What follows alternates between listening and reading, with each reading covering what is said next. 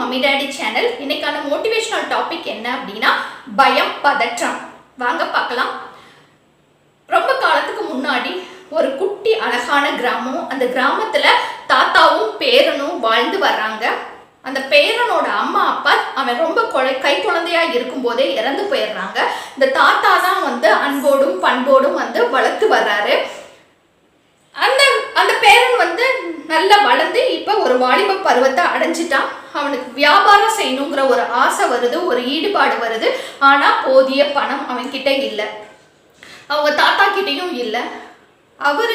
அவர் சம்பாரிச்சு தான் பேரனை படிக்க வைக்கிறதுக்கும் அவனுக்கு சாப்பாடு, அவனுக்கு தேவையான வசதிகளை வழங்குறதுக்கும் மட்டும்தான் அவனோட சம்பளம் போதுமானதா இருந்துச்சு. அதனால அவர் எந்த பணத்தையும் சேமிச்சு வைக்கல. ஆனா இவன் என்ன நினைக்கிறான், நம்ம வியாபாரம் செஞ்சோம் அப்படின்னா நம்ம தாத்தாவை நல்லா பார்த்துக்க முடியும், நம்ம வாழ்க்கையில ரொம்ப நல்லா முன்னேற முடியும்னு சொல்லி நினைக்கிறான். ஆனா அவன்கிட்ட எந்த பணமும் இல்லை வியாபாரம் செய்யறதுக்கு. ஏன் இவனுக்கு வியாபாரத்தின் மேல ஒரு ஈடுபாடு அப்படின்னா, அந்த கிராமத்துல இருக்க மற்ற மக்களும் இல்ல அவனுடைய கிராமத்தை சுத்தி இருக்க மற்ற மக்களுமே வியாபாரம் பண்ணி தான் ஒரு நல்ல நிலைமைக்கு வந்திருக்காங்க. அதை பார்த்து இவனுக்கும் தனக்குள்ள வியாபாரம் செய்யணுங்கிற ஒரு ஆசை அவனுக்குள்ள வந்துருச்சு. ஆனா பணம் இல்லை. ரொம்ப மன வேதனையோட ஒவ்வொரு நாளும் கடத்திக்கிட்டே போறான்.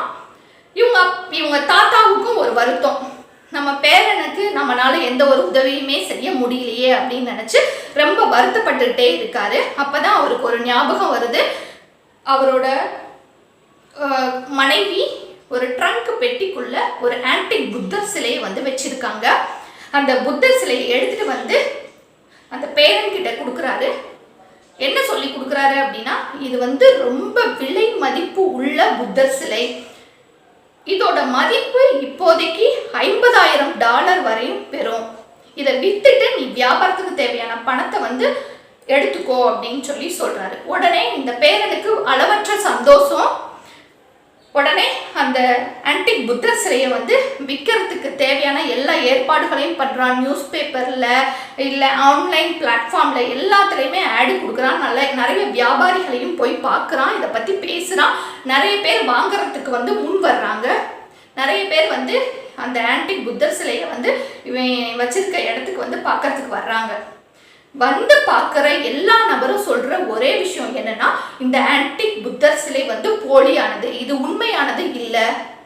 நீங்க சொல்ற மாதிரி 50,000 மதிப்பு உடைய சிலை கிடையாது. இது வேணா ஒரு $250 இல்லைன்னா $500 இல்லைன்னா $300 வேணா இது பெருமை தவிர அந்த அளவு மதிப்பு பெறாதுன்னு சொல்லிட்டு போயிட்டாங்க.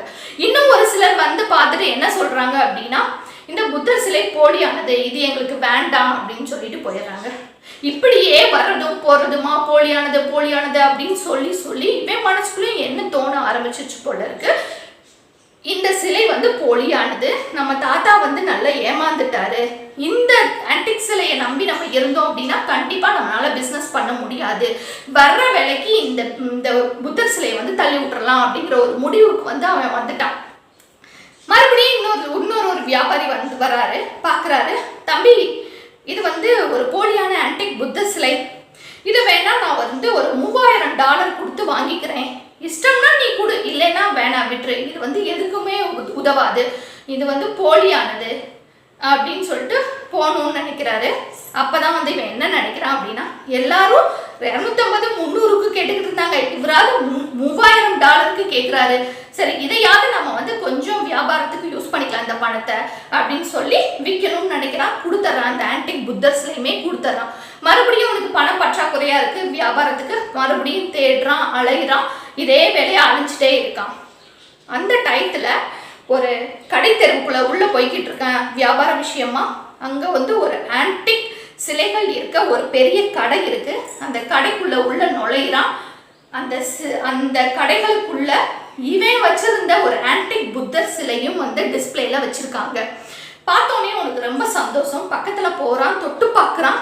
அதோட விலையும் பார்க்கறான். $60,000 அப்படின்னு சொல்லி போட்டிருக்கு. உடனே இவனுக்கு ஒரு பயம், பதட்டம், ஒரு கோபம், விரக்தி வருது. என்னடா நம்ம கிட்ட $3,000 வாங்கிட்டு இதை $60,000 வச்சிருக்காங்களே அப்படின்னு சொல்லிட்டு ரொம்ப கோபத்தோட பார்க்கறான். அந்த புத்தர் சிலையை கையில எடுத்து அதுக்கு உள்ளீடாக குறியிட்டுள்ள அந்த குடும்பத்துக்கே உரிய ஒரு குறியீடு இருக்கும். அந்த மறைமுகமான குறியீடை உள்ள பார்க்குறான். அது வந்து அவன் குடும்பத்திற்குரிய குறியீடு தான். பார்த்து ரொம்ப கோவப்படுறான். அந்த கடைக்காரர்கிட்ட போய் கேட்குறான், இது வந்து நான் கொடுத்த புத்தர் சிலை, இது என்னோட புத்தர் சிலை, ஆன்டிக் புத்தர் சிலை, இதை வந்து போலின்னு சொல்லி என்கிட்ட ஏமாத்திட்டாங்க. இதை எனக்கிட்ட இருந்து $3000 தான் வாங்கிட்டு போனாங்க. ஆனால் இப்போ நீங்கள் இதை வந்து $60,000 வந்து வச்சிருக்கீங்க அப்படின்னு சொல்லி கோவப்படுறான். அதுக்கு வந்து அந்த வியாபாரி என்ன சொல்றாரு, நீ வெளியே போப்பா தம்பி, நீ ஏமாந்ததுக்கு என் மேல வந்து பழி சொல்ற. நீ இந்த புத்தர் சிலை மேல இருக்க நம்பிக்கை இல்லாம இதை வந்து போலி நீயே நினைச்சுக்கிட்டு அவங்க சொல்றதை கேட்டுட்டு நீ வந்து இதை கம்மியான விலைக்கு வித்திருக்க. ஆனா இப்போ வந்து என் கடையில இருக்க பொருளை வந்து தரம் குறைச்சு பேசுறதுக்கு நீ யாரு அப்படின்னு சொல்லிட்டு வெளியே தள்ளுறாரு. அப்பதான் அவன் தன்னோட தவற உணர்றான். தன்னோட பொருள் மேல இருந்த நம்பிக்கை இழந்தனாலதான் இவன் வந்து அந்த மலிவான விலைக்கு வந்து வித்துறான். அப்பதான் வியாபார சூழ்ச்சிக்குள்ள நம்ம அந்த வலைக்குள்ள மாட்டிக்கிட்டோம் அப்படிங்கறது அவனுக்கு புரிய வருது. இதே மாதிரி தாங்க இந்த ஆன்டிக் புத்தர் சிலை மாதிரி தாங்க நமக்குள்ள இருக்க திறமைகளும், நமக்குள்ள இருக்க திறமைகளின் மதிப்பீடு நமக்கே தெரியாம நம்மளை சுத்தி இருக்க நண்பர்கள், உறவினர்கள், நம்ம குடும்பத்தினர் இவங்க எல்லாமே சொல்லுவாங்க, உனக்கு இந்த அளவுக்கெல்லாம் திறமை இல்லை, இதெல்லாம் வச்சுக்கிட்டு நீ வெளியில போய் சாதிக்க முடியாது, நீ சக்சஸ்ஃபுல் பர்சனா வர முடியாது அப்படின்னு சொல்லிக்கிட்டே இருப்பாங்க. அதனால தான் திறமை மேல நமக்கு வந்து எப்பவுமே நம்பிக்கை இல்லாம அதை உபயோகமே படுத்தாம கடைசியும் அப்படியே விட்டுருவோம். இந்த இளைஞன் எப்படி அந்த ஆன்டிக் தான் வச்சிருந்த ஆன்டிக் சிலை மேல அவனுக்கு நம்பிக்கை இல்லாம அதை போலியா வெறும் ரொம்ப மலிவான விலைக்கு வித்துட்டானோ, அதே மாதிரி தாங்க நமக்குள்ள திறமைகளை பயத்தாலும் பதற்றத்தாலும் நம்மகிட்ட இருக்க ஒரு வெக்கத்தினாலும் மற்றவங்க கேலி கிண்டல் பண்ணுவாங்களே, நம்மளை வந்து அவமானப்படுத்துவாங்களே நினைச்சு நம்மளோட திறமைகளை வந்து யூஸ் பண்ணாமையே கடைசி வரையும் விட்டுருவோம். நம்மளும் நம்ம திறமைகளை வந்து கண்டறியணும். பயம், பதற்றம் இதை ஃபர்ஸ்ட் நம்மக்கிட்ட தூக்கி எறியணும். மற்றவங்க கேலி கிண்டல் செஞ்சாலும் அதை இந்த காதில் வாங்கி இந்த காதில் விட்டுறணும். நம்மளோட திறமை மேல நம்பிக்கை வச்சோம் அப்படின்னா கண்டிப்பா நம்மளும் வெற்றியாளர் ஆகலாம். இந்த வீடியோ உங்களுக்கு பிடிச்சிருக்கும்னு நினைக்கிறேன். என்னோட சேனலை லைக் பண்ணுங்க, ஷேர் பண்ணுங்க, அண்ட் தென் சப்ஸ்கிரைப் பண்ணுங்க. Thank you viewers.